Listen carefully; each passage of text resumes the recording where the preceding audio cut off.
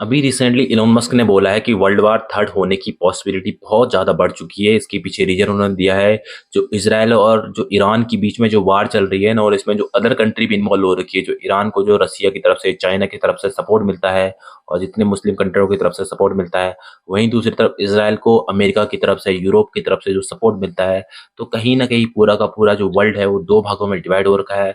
और जब world war first हुआ था, सेकंड हुआ था, उसमें भी वर्ल्ड जो है 2 भागों में डिवाइड हो चुका था, तो आज भी कुछ ऐसी सिचुएशन बनी हुई है। और अभी रिसेंटली क्या किया इज़राइल ने, ईरान की एक एम्बेसी आप बोल सकते हो, दूतावास, जिसमें उन्होंने मिसाइल से अटैक करके वहाँ पे 7-8 लोगों की मृत्यु हो चुकी है, जिसमें जो सारे के सारे ईरान के लोग थे।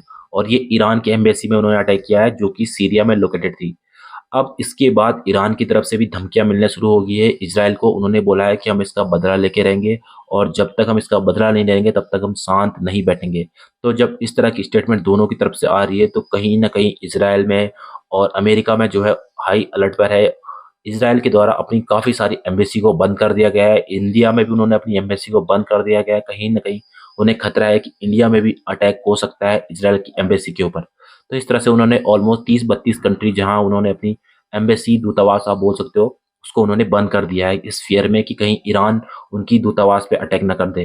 क्योंकि इज़राइल अपनी टेरिटरी, जो उनकी अपनी जो कंट्री है, उसकी सुरक्षा तो उनकी खुद ही कर रहे हैं, लेकिन दूसरी कंट्री में जो उनके लोग हैं, जो उनके दूतावास है, उनकी रक्षा कौन करेगा? इस तरह से फ़ियर में उन्होंने सबको बंद कर दिया है। हालाँकि इज़राइल के प्राइम मिनिस्टर के द्वारा बोला गया है कि जो हमास और उनके बीच में जो लड़ाई चल रही थी, वो तो ऑलमोस्ट खत्म हो चुकी है। लेकिन कहीं न कहीं ये ईरान और अल्टीमेटली ये जो हमास में जो लड़ाई हो रही है ना, ईरान के द्वारा ही सपोर्टेड है और ईरान ही ये लड़ाई कर रहा है। तो आप इनडायरेक्टली बोल सकते हो, ये हमास और इज़राइल के बीच में लड़ाई नहीं है, ये ईरान और इज़राइल के बीच में लड़ाई है। और अब दोनों एक-दूसरे के सामने आमने-सामने आ चुके हैं। और ये आमने-सामने की जो लड़ाई होगी, ये काफ़ी विकराल रूप ले सकती है, क्योंकि जब ईरान और इज़राइल के बीच में सब लड़ाई स्टार्ट होगी, तो इन दोनों कंट्रियों के बीच में लड़ाई नहीं होगी, ये पूरे की पूरे वर्ल्ड स्टार्ट हो जाएगा। जो भी जिसके सपोर्ट में जाएगा, उसके बाद लड़ाई स्टार्ट हो जाएगी।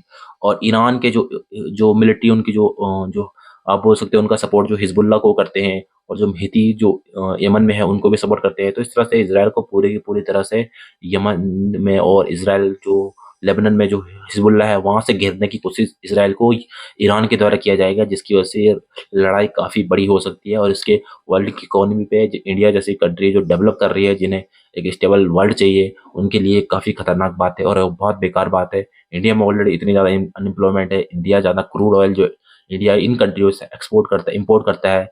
और इस तरह यहाँ पे गल्फ कंट्रियों में अगर वार होती है, तो इंडिया के बहुत सारे लोग यहाँ पे काम करने के लिए जाते हैं, जिनकी रोजगार छीन सकता है नियर फ्यूचर। तो ये इंडिया के बिल्कुल फेवर में नहीं होगा कि अगर वार हो जाए इन दोनों के बीच में।